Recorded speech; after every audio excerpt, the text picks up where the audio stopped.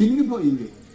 నా కాళ్ళు గొత్తి తప్పుతున్నవి, నా చేతులు పని చేయకున్నవి, నా హృదయం లయబద్ధంగా కొట్టుకోవటం లేదు.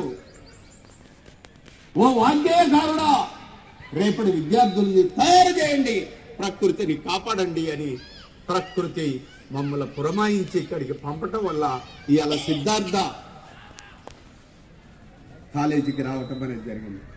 ఈ ప్రకృతి నాశనం కావడానికి ప్రధానమైన కారణం మనందరికీ క్యాన్సర్ రావటం. ప్రతి 4 ఇండ్లకు ఒక క్యాన్సర్ పేషెంట్ ఉన్నాడు. ఇప్పుడు పంజాబ్ లో ఒక క్యాన్సర్ రైలు వేశారు. మరి మనందరికీ క్యాన్సర్ రావడానికి ప్రధానమైన కారణం ప్లాస్టిక్ వాటర్ బాటిల్. మీరు ఎక్కడికి పోయినా కానీ వాటర్ బాటిల్స్ తీసుకొస్తారు.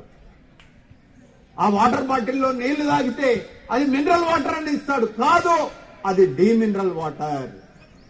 ఆ వాటర్ కనుక 3 నెలలు తాగేవనుకో నీవి ఎముకలు పాడైపోతాయి. అందులో ఉన్న ప్లాస్టిక్ అణువులు కడుపులోకి పోయి క్యాన్సర్ వస్తుంది. మరి తాగిన తర్వాత వాటర్ బాటిల్ ఏం చేస్తావు? పడేస్తే అది ఎడిపోతుంది, సముద్రంలో పోతుంది. సముద్రంలో పోయి ఏమైంది? సముద్రంలో ఉన్న జలచరాలు మొత్తం కూడా ఈ రోజు అంతరించిపోతానికి ప్రధానమైన కారణం మనం తాగి పడేసిన వాటర్ బాటిల్స్. మరి సార్ మీరైతే ఏం చేస్తారు అని అంటే, నేను 5 సంవత్సరాలుగా ఇలా వాటర్ బాటిల్ వాడుతున్నాను. ఈ వాటర్ బాటిల్లో మినరల్ వాటర్ తాగుతాను నేను.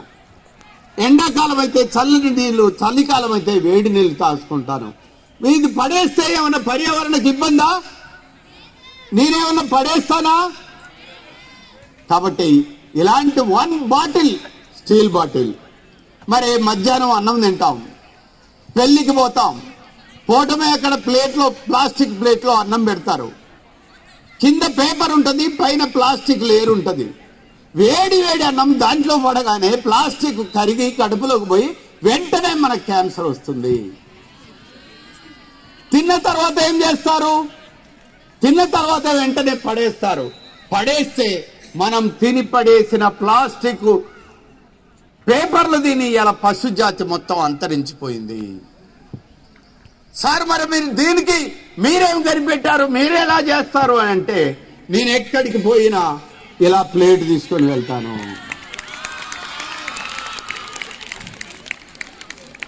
1 బాటిల్, 1 ప్లేట్, 1 బ్యాగ్. ఎవరైనా నాకు పండ్లు పొలాలు ఇస్తే ఈ బ్యాగులో వేసుకుంటాను.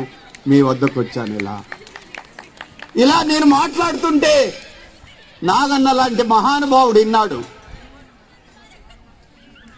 ఇలా మాట్లాడుతుంటే నాగన్న లాంటి మహానుభావుడు విన్నాడు.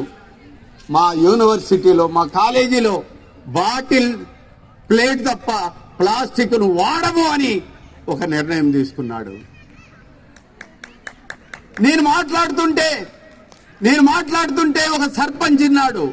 తన ఊర్లో గ్రామ పంచాయతీ ఆఫీసులో 1000 ప్లేట్లు 1000 బాటిళ్లు పెట్టి ఎవడింట్లో పెళ్ళైనా ఈ వాడుకోండి అని చెప్పాడు. నేను మాట్లాడుతుంటే ఒక ఎమ్మెల్యే విన్నాడు. తన నియోజకవర్గంలో మొత్తంగా స్టీల్ ప్లేట్లు, స్టీల్ బాటిల్ ఇచ్చాడు. నేను మాట్లాడుతుంటే ఈ మధ్య కాలంలోనే రేవంత్ రెడ్డి విన్నాడు. మొత్తం యూనివర్సిటీ, కాలేజీలు, సెక్రటేరియట్ తో సహా అందరు కూడా ప్లాస్టిక్ ప్లేట్లు కానీ ప్లాస్టిక్ బాటిళ్లు వాడటానికి వీల్లేదు అని జీవో జారీ చేశాడు. కాబట్టి మిత్రులారా, మీ అందరికీ వచ్చాం. మీరు ఇంజనీరింగ్ చదివే విద్యార్థులు. ఈ దేశం యొక్క భవిష్యత్తు మీ చేతిలో ఉంది. కాబట్టి మిమ్మల్ని నేను మహా బతికితే ఇంకో 3 ఏళ్ళు 4 ఏళ్ళు బతుకుతాను. కానీ మీ తరం బతికిందంటే, మీ తరం ఆలోచిస్తే ఈ దేశాన్ని ఓ సుందర సుశందర నందనవనంలాగా మారుస్తారు. కాబట్టి మీరందరూ కూడా ఈ ప్లాస్టిక్ రహిత సమాజాన్ని, ఈ ప్రకృతిని, ఈ జాతీయ జెండాను, ఈ రాజ్యాంగాన్ని కాపాడుతానని విశ్వాసంతో వచ్చాను. కాపాడతారా?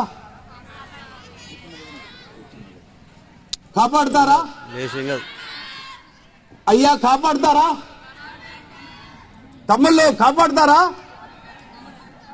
ఓకే, 4 టీములకు వెళ్ళి 4 రండి. మీ టీం నుంచి ఒకళ్ళు, ఈ టీం నుంచి ఒకళ్ళు, ఈ టీం నుంచి ఒకళ్ళు.